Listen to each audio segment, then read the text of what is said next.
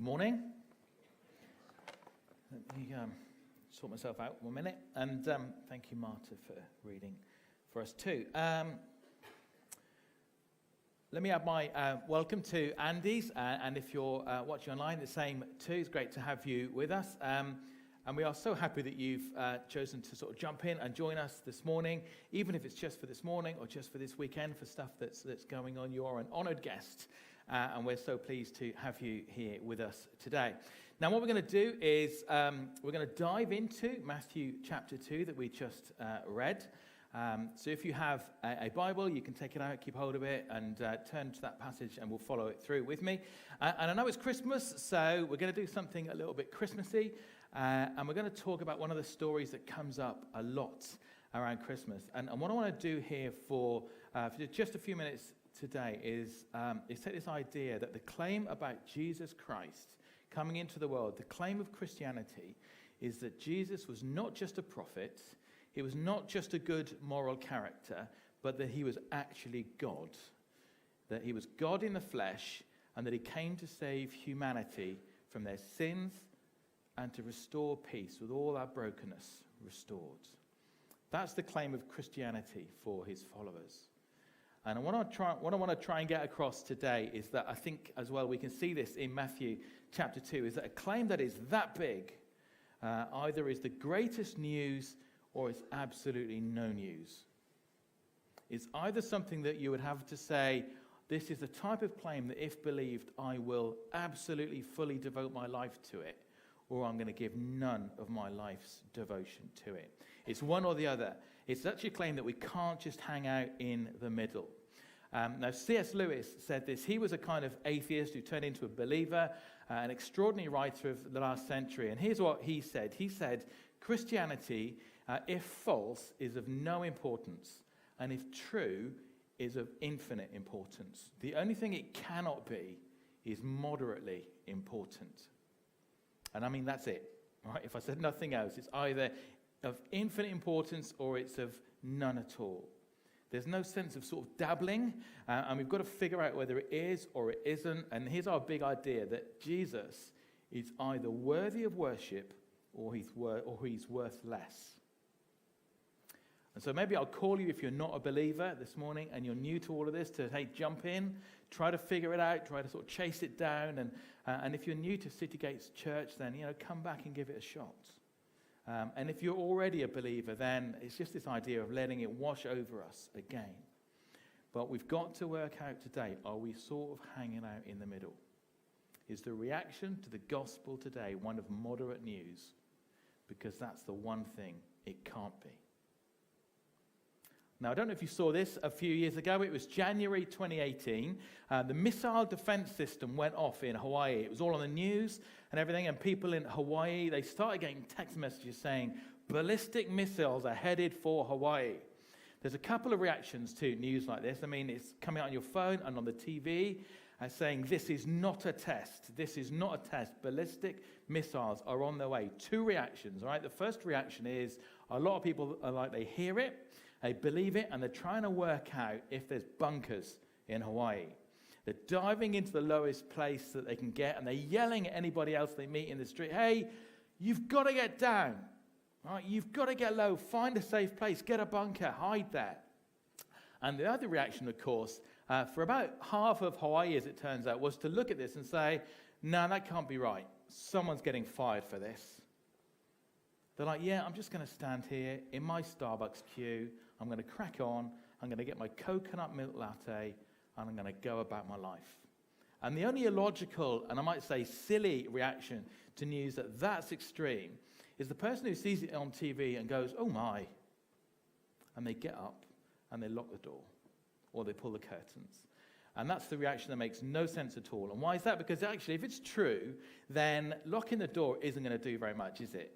And if it's not true, then you just got up and you lock the door and you pull your curtains for no reason at all. Because it's one or the other. It doesn't make sense to be in the middle. And today, what we're going to see from this popular Christmas story, the story of the wise men, is that there really are a couple of reactions to this story too. One reaction from the religious elite of the time, the king himself, was to say, worthless, no importance, no devotion. And in fact, they're going to turn hostile towards Jesus Christ. That's one of the reactions. And the other reaction, of course, from the wise men is that they bring him their best and they bow down before him. Those are the two that make sense, right? Either it's all or it's nothing. Okay, so let's dive in. So Matthew chapter 2, and what I want to do with my time, I want to walk through the story as best as I can, and I'll mention some stuff on the way, and right at the end, we'll pull it together into one application for us all, and that'll be our time together. I don't know if this one's on. So Matthew chapter 2, starting in verse 1.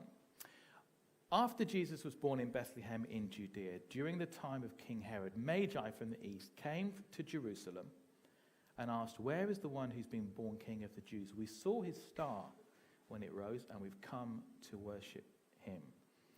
So let's talk through the story. We have the wise men, and they're coming from the east, maybe from a place like Babylon or something like that, and they're coming all the way to Judea.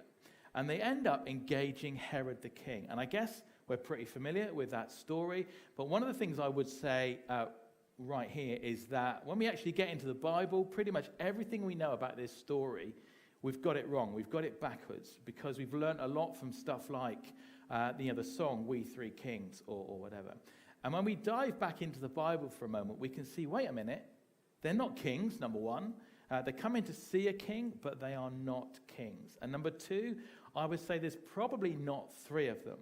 We often tend to think that there's three of them, and why is that? Probably because they brought three gifts that we read about. Well, often I give Julia multiple gifts, sometimes more than three at a time, and there's not more than just the one of me. And the story never says there was three, and in fact, there's plenty of reasons to think that the group would have been much larger than three, because bands of Magi in those days typically traveled about in schools of at least a dozen or more. Plus, they'd have had their families and their servants and other hangers-on, and that would have made probably a group of about 50 or more that rocked up in Jerusalem. And the third thing we tend to get wrong about this a lot is, if you notice, they come to Judea after Jesus is born. It's not like baby Jesus in a manger. They're going to be in a house by the time the wise men arrive, if you check out verse 11. So I'm sorry, I'm going to ruin your nativity scenes at home. You need a lot more people. And you probably should put one group of them in another room or something to reflect just where they were when the nativity was happening. But what the scripture tells us is this group of wise men, the Magi. And who are they? Think magic, think prophet, astronomer, dream interpreter, those kind of people. And they come up and they ask the question that's a great question to guide most of our life, which is, where is he, born King of the Jews? So on to verse 3. When King Herod heard this, he was disturbed, and all Jerusalem with him. When he called together all the people's chief priests and teachers of the law, he asked them where the Messiah was to be born. "In Bethlehem in Judea," they replied, "for this is what the prophet has written. But you, Bethlehem, in the land of Judah, are by no means least among the rulers of Judah. For out of you will come a ruler who will shepherd my people, Israel." And I want to focus just for a minute here as we're moving our way through the story on this idea that comes up in verse 3. Remember what it says, that the king hears it and he's troubled. And it says that all of Jerusalem hears it and they are troubled. Now, Jerusalem many times in the gospel is represented by, and Herod actually goes to them here, the scribes and the chief priests and those who are in authority in terms of the kind of religious culture of the time. And they hear what's going on. The king hears what's going on. There's a Messiah that's been born. A king's been born. And what happens? They are troubled. And now what they end up doing is they go back to the Bible. They knew exactly where to go in the Bible. And they go to this prophecy that was written about 700 years before Jesus Christ even walked the face of the earth. And if you're not a believer here and you're just trying this sort of stuff out, then one of the things I would challenge you to do is to sort of track down at some point just how many prophecies there were about Jesus Christ and his birth way before he was born. Anyway, they go to the Bible, they go right to the Bible, and they open it up probably in the book of Micah, and it's a bit of a summation of a few verses, but they open the Bible and they know exactly where to go, and they say, oh, he's going to be born in Bethlehem. one of the things we should see about the religious culture of the time and the king of the time is not that they didn't know that there was a Messiah coming, nor that there was a king coming, but they didn't want to know. And the wise men, they come and they say the star and everything, and they go, oh yeah, we know all about that. Bethlehem, right? Got it. But they didn't want to know. And why didn't they want to know? Because Herod is realizing with the chief priests and the scribes, if Jesus comes and he is who the Bible says he's going to be, then we can't be that anymore. Like if he's going to come and he's going to settle into the throne, then Herod is going to have to get off the throne. And if he's going to settle into being true high priest and the head of God's people, they're not going to be that anymore. They don't want to yield their power. They don't want to yield their position. They don't want to yield their wealth and all the things that they've got going on. They've got a king who realizes, wait a minute, if he's king, or if he's going to be king, then I've got to leave the throne, and he's not going to do that. And you've got a bunch of chief priests and a bunch of scribes who realize, instead of actually worshipping the true Messiah, we'd rather just go and run our churches.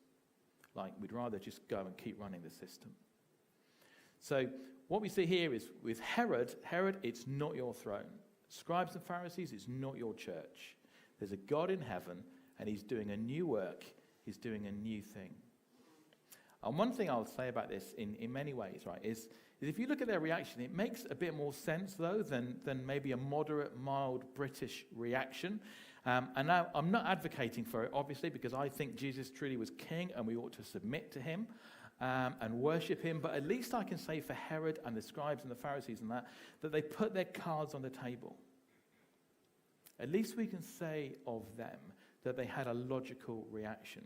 They saw him and they thought, no devotion.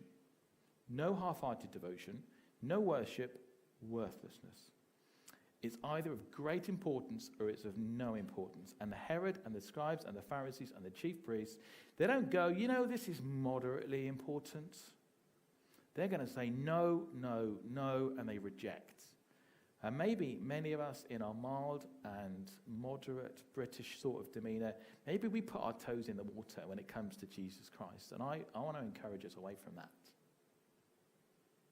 So back to verse 7.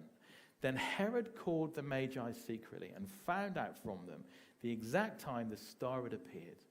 He sent them to Bethlehem and said, "Go and search carefully for the child.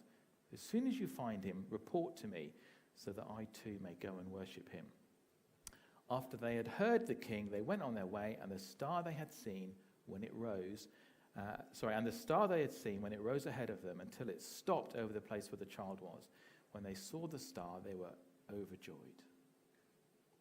Two things really quickly here. In verse 8, Herod says, hey, go and search diligently. Remember, Jerusalem is troubled, the religious leaders troubled, the king is troubled. Go and search for him. Is there actually anything genuine about that? No, not at all. Right? What's he going to do? Actually, the wise men aren't going to go back the same way. They're going to listen to a dream that God gives them. And they're not going to end up telling Herod where Jesus is. So paranoid King Herod is going to go and have all the male children in Bethlehem under the age of 2 killed. Herod doesn't want to worship Jesus. He's pretending worship, but he's intending murder. Now, before we look a bit more closely at the wise men for the rest of our time, there's a couple of midway points I'm just going to draw out here. Okay, the passage tells us, I think, a couple of things about seeking and finding Jesus. And the first one is this, that God uses all kinds of things to draw people to himself. Now, stars are not typically the way that God reveals himself to people. And astrology is specifically condemned in the Bible. So why then would God lead these professional astrologers by means of a special star? Well, remember, we saw the wise men, they came from the east, and for Israel at the time, that would have meant Persia. And Persia was where Israel had been sent into exile 500 years before. And King Nebuchadnezzar, Persia's king at the time in Babylon, he'd placed Daniel and several other Hebrew captives back then into the school of, guess what? Into the school of the wise men. And we see that back in Daniel chapter 5, if you want to check it out. And eventually, Daniel won over a bunch of them, and he would have shared with them the writings of Moses, which would have then been passed down through generations, and these writings will have been full of prophecies about a coming deliverer, a ruler, a Messiah. And one of these prophecies goes like this, from Numbers 24. A star will come out of Jacob. A scepter will rise out of Israel. Now, that wasn't meant to be taken literally. It meant a leader like a bright shining star would come out of Israel. But the wise men, they hadn't been to Bible college or anything like that. They read the verses literally. So when they see a strange star appear over Israel, they go, this must be it. And what you and I can take away from that is God is active everywhere among all peoples, including your life, putting signs into lives to try and point them to him. And I might even go out on a limb and say that he's been putting signs like this into your life. Maybe it's been through a string of coincidences that are starting to feel like they're not coincidences at all. Maybe whatever invitation or reason you came to this service is part of those coincidences. It seems that God might be trying to get your attention. Maybe it's through some blessing, maybe through something really good in your life that makes you look up to heaven, looking for someone to thank. Or maybe through something difficult or bad that's happening in your life. C.S. Lewis, if I quote him again, he said that God whispers to us in our pleasures and he screams at us in our pain. God's trying to get your attention, and he's using all sorts of things to do that. Now, I was listening to Elon Musk the other day. Now, Elon Musk isn't a Christian. I don't even think he believes in a God. But he said this, right? The universe is the answer. Now we've got to figure out what questions it's teaching us to ask it. Now, that's a modern-day version of a star. The universe itself, he says, is calling out to us, come and look. Come and see what's behind all of this. J.R.R. Tolkien, the guy who wrote the Lord of the Rings books, he said that the reason that so many of the characters in his stories come from nature, trees and animals and rocks and so on, was to show that God commandeers everything, every element of the universe, to accomplish his purposes. He's been using all kinds of things to draw you this weekend. God's been seeking you. And the second thing is that the stars by themselves are never enough. Now, did you notice the star didn't get the Magi all the way to Bethlehem? It got them to Jerusalem where it stopped, but to find the way from there, they had to consult the scriptures. So the star gets the wise men looking in the right direction, to the right general area, but the scriptures were then needed to finish the journey. And that leads me to an invitation for you to come and search the scriptures, because it's in the scriptures, Jesus said, that's where you'll find God. This book is the gateway to God. And that's why every week, if you wonder what normally happens here, you'll find someone doing this sort of thing, normally way more competently than me, opening this book and talking about what God says. Andy or Liam might occasionally talk about other stuff like Welsh rugby or having a pop about Harry Kane missing a penalty, but that's about it. And we just open this book and we let God speak to us. And my invitation is, look, come and join us, right? The star can get you here, but this is the only place you'll find Jesus. And something else to add before we go back to the wise men. In our church this weekend and around Christmas, there will be people coming in, and maybe this is where you are, and that's fine. And maybe you're here and you're thinking to yourself, I'm not a believer. This whole thing is kind of weird to me. And you think as you look in this story and stuff like this, I could never follow Christ. You guys are crazy. And you believe, because you believe a star came out of heaven and that it rested over Bethlehem where they could kind of follow it and all of that. And you just think in your mind, that's crazy. I could never believe that. And one thing I want to say just for a moment is, I want you to think for yourself, maybe the better question is not if God did this, but why God did it. And if we can get to that question, then maybe the mind of God can start to make a bit of sense to us for just a moment.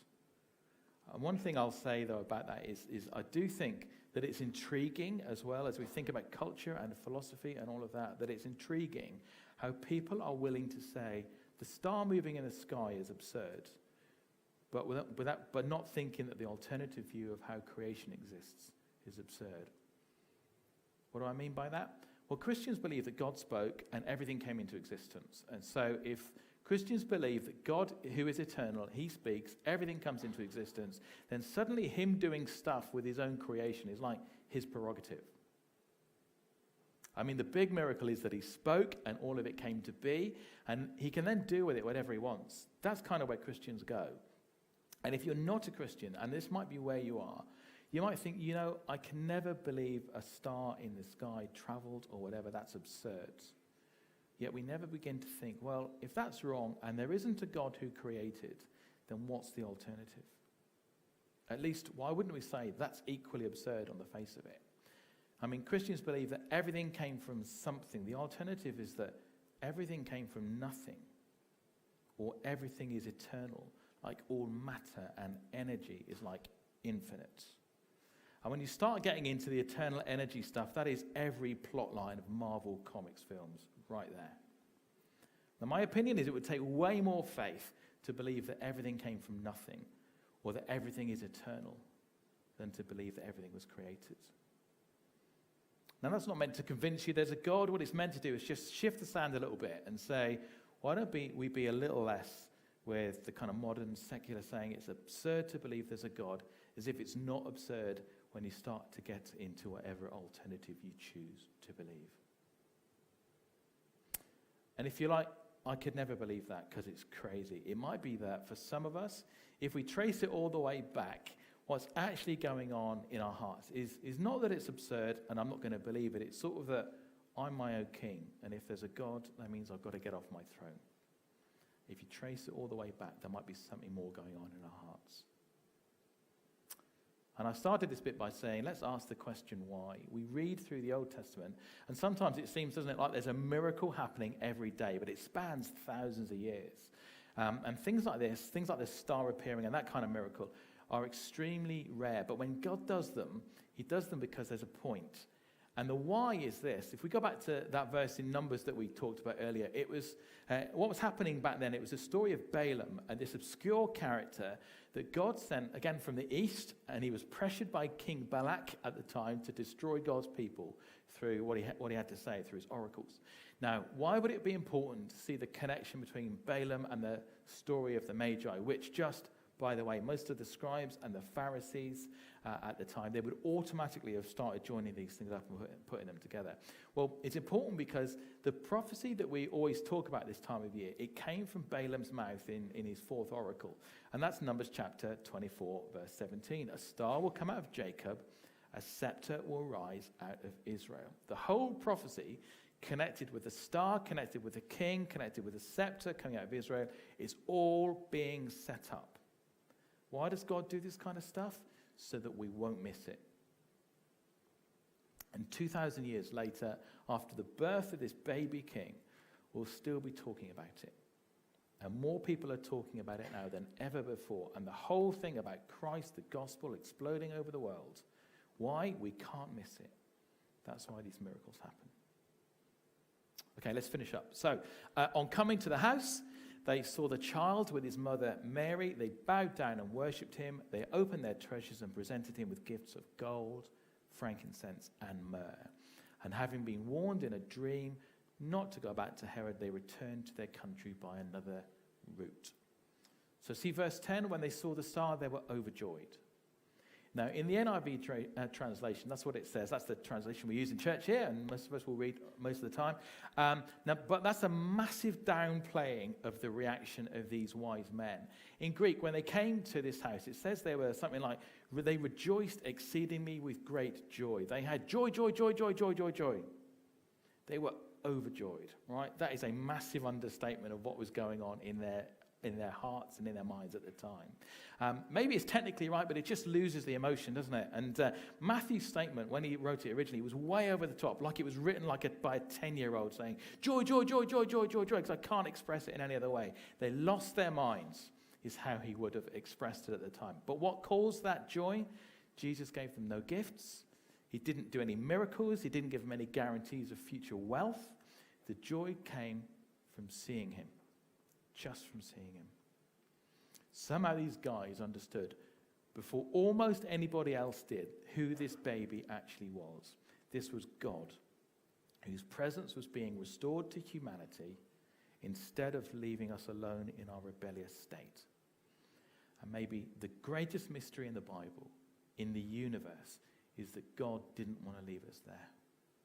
God's own Son would pay the penalty for our rebellion by suffering on a cross in shame so that you and I could be forgiven and reconciled to God. And standing there in that crowded room, in that tiny little house, these wise men realized that this child was that son.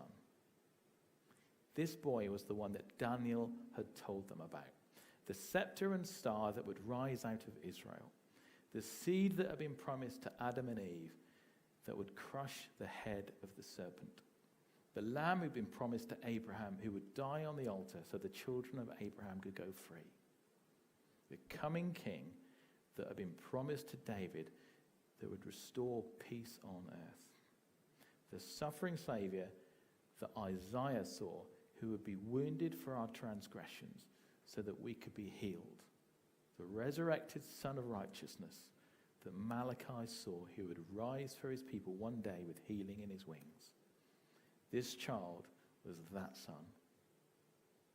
And those magisterial wise men, these men of power and wealth and authority, they got down on their knees in front of a poor little helpless child. And get this, they worshipped him. They were perhaps the first ones in the Bible to recognize Jesus' full divinity.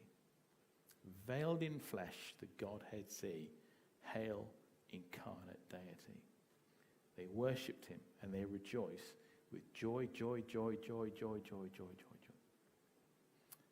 And what's funny is that as soon as they get the dream from God, they don't think about obeying the earthly king, right? When they get a message from the heavenly king, they're like, whoop, we're going the other way. They obey, and why do they do that? Because obedience naturally follows worship.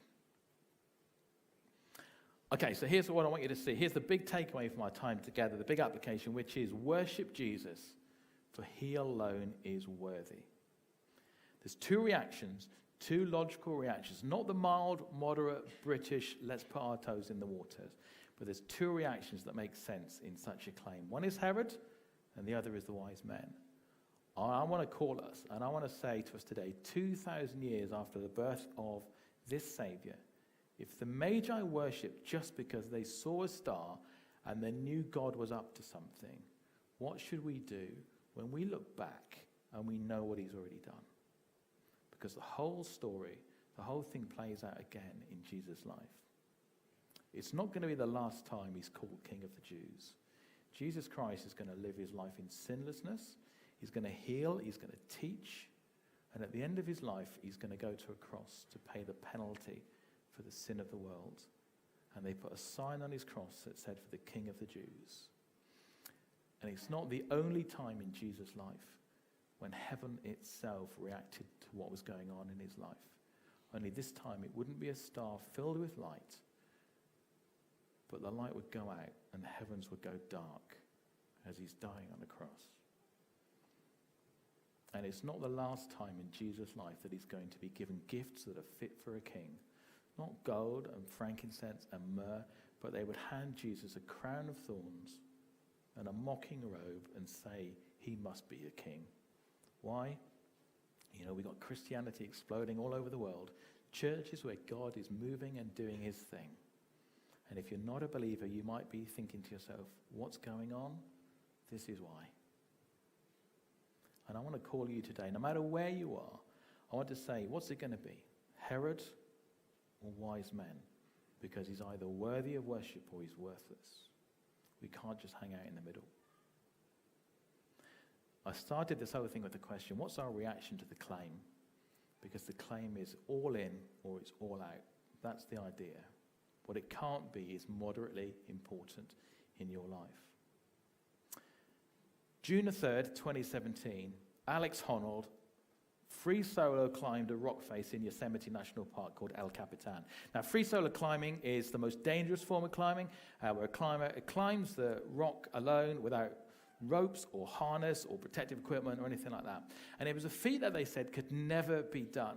The first guys that did it, they weren't free solo climbing, they were just climbing the rock face. It took them 47 days, and they were using ropes and pulleys, and they were like sleeping on the rock face to get them through it. And this guy, Alex Honnold, no ropes, no parachute or anything like that. He gets on the rock face, and the next thing you know, he's climbed all the way to the top in 3 hours, 56 minutes. And it's the most spectacular free solo there's ever been. Maybe one of the greatest athletic achievements that's ever happened in the history of the world. 3,000 feet. Now, he gets all the way to the top of the rock, and there's a lone reporter and some hikers up there. And he looks just a little bit disheveled, not much like anything's happened at all, really, in his life, and certainly not like he's just done the greatest athletic achievement ever. And they're kind of milling around. The reporter starts asking him questions like, what are you going to do now today? You've done this. And he said, I'm going to go and do another fingerboard workout for my next climb and get ready for that. It's like a nothing. And they ask him, hey, what are you going to do when you're 75 years old? And you bring your kids to this rock wall. What are you going to tell them about the wall? And he said, kids, it takes about 4 hours to get from the bottom to the top. And what caught me about Alex Honnold's climb, if you look at the pictures of his climb, what do you see? He's not wearing knee pads. Right? He's not wearing elbow pads. He's not wearing a helmet. I thought, that's mental. But actually, it's logical, isn't it? Because if you're going to climb a sheer rock face, you either wear all the stuff or you wear none of the stuff. If you get a kilometer up, like he did, and you make a mistake, wearing knee pads is like locking the door when the missiles are coming. The middle road is the one that doesn't make any sense. Either wear it all or wear none. And I just want you to see, following Christ is that way. It's like we've got to make a choice. Following Christ is a free solo. We go for it all the way, or we don't go for it at all. And believers in the room this morning, and if you're online, how does this hit you? How does this challenge you? We're all worshippers. Can we reorient the rest of our Christmas season to say he is worthy? If the Magi worship based on what they knew, how are we going to worship this Christmas? And if you're not a believer today, I know this is my view, and it might not be yours, but there is no accident in terms of the economy of God's plan for your life.